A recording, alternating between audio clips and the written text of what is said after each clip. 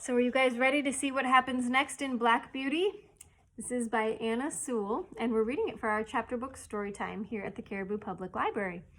I'm Miss Erin. Thank you so much for joining us today.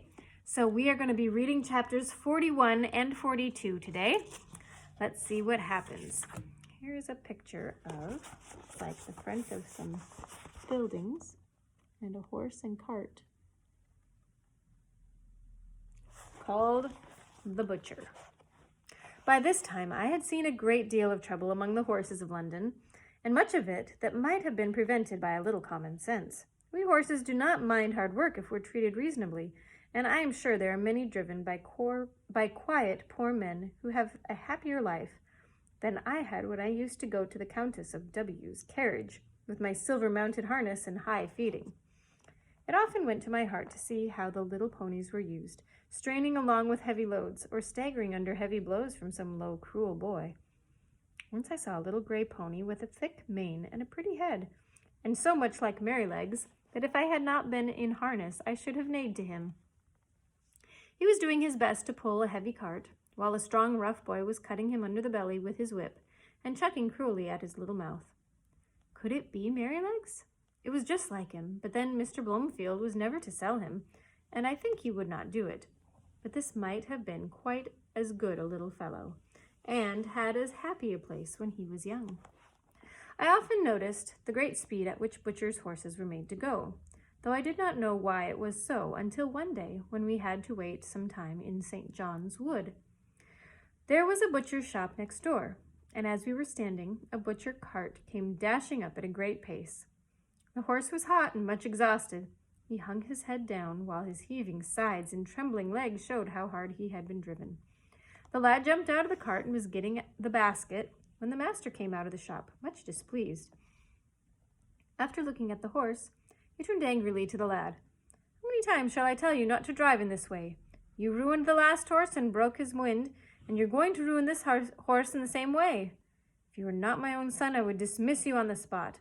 It is a disgrace to have a horse brought to the shop in a condition like that. You are liable to be taken up by the police for such driving, and if you are, you need not look to me for bail, for I have spoken to you until I am tired. You must look out for yourself." During this speech, the boy stood by, sullen and dogged, but when his father ceased, he broke out angrily. It wasn't his fault, and he wouldn't take the blame. He was only going by the orders all the time. "You always say, 'Now be quick, now look sharp,' and when I go to the houses, one wants a leg of mutton for an early dinner, and I must be back with it in a quarter an hour. Another cook had forgotten to order the beef. I must go and fetch it and be back in no time, or the mistress will scold. And the housekeeper says that they have company coming unexpectedly, and must have some chops sent up directly. The lady at number 4 in the Crescent never orders her dinner until the meat comes in for lunch. It's nothing but hurry, hurry all the time. If the gentry would think about what they want and order their meat the day before, there would not be this blow-up." "I wish to goodness they would," said the butcher. "'Twould save me a wonderful deal of harass, and I would suit my customers much better if I knew beforehand. But there, what's the use of talking? Whoever thinks of a butcher's convenience or a butcher's horse? Now, take him in and look to him well. Mind he does not go out again today, and if anything else is wanted, you must carry it yourself in the basket." And with that, he went in, and the horse was led away. But all boys are not cruel. I have seen some as fond of their pony or donkey as if it had been a favorite dog, and the little creatures have worked away as cheerfully and willingly for their young drivers as I work for Jerry. It may be hard work sometimes, but a friend's hand and a voice make it easy. There was a young coster boy who came up our street with greens and potatoes.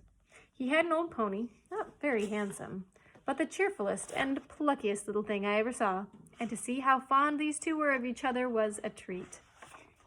Here's a picture.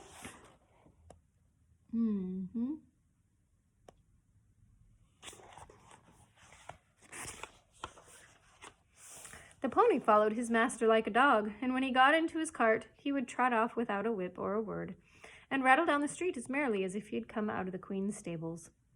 Jerry liked the boy and called him Prince Charlie, for he said he would make a king of drivers some day. There was an old man, too, who used to come up our street with a little coal cart. He wore a coal heaver's hat and looked rough and black. He and his old horse used to plod together along the street like two good partners who understood each other. The horse would stop of his own accord at the doors where they took coal of him. He used to keep one ear bent towards his master. The old man's cry could be heard up the street long before he came near. I never knew what he said, but the children called him Old Bahoo, for it sounded like that. Polly took her coal of him and was very friendly, and Jerry said that it was a comfort to think of how happy an old horse might be in a poor place. Chapter 42 is called The Election. Here's a picture. I wonder what's going on there. I don't know yet. As we came into the yard one afternoon, Polly came out. Jerry, I've had Mr. B here asking about your vote, and he wants to hire your cab for the election. He will call for an answer. Well, Polly, you may say that my cab will be otherwise engaged. I should not like to have it posted or pasted over with their great bills, as to make Jack and Captain race about to the public houses to bring up half-drunken voters. Why, I think 'twould be an insult to the horses. No, I shan't do it. I suppose you'll vote for the gentleman? He said he was of your politics. So he is in some things, but I shall not vote for him, Polly. You know what his trade is? Yes. Well, a man who gets rich by that trade may be all very well in some ways, but he is blind as to what working men want. I could not in my conscience send him up to make the laws. I dare say they'll be angry, but every man must do what he thinks to be the best for his country. On the morning before the election, Jerry was putting me into the shafts when Dolly came to the yard, sobbing and crying, with her little blue frock and a white pinafore spattered all over with mud. Why, Dolly, what is the matter? Those naughty boys, she sobbed, have thrown the dirt all over me and called me a little They called her a little blue ragamuffin, father, said Harry, who ran in looking very angry. But I've given it to them. They won't insult my sister again. I've given them a thrashing that they will remember, a set of cowardly, rascally, orange blackguards.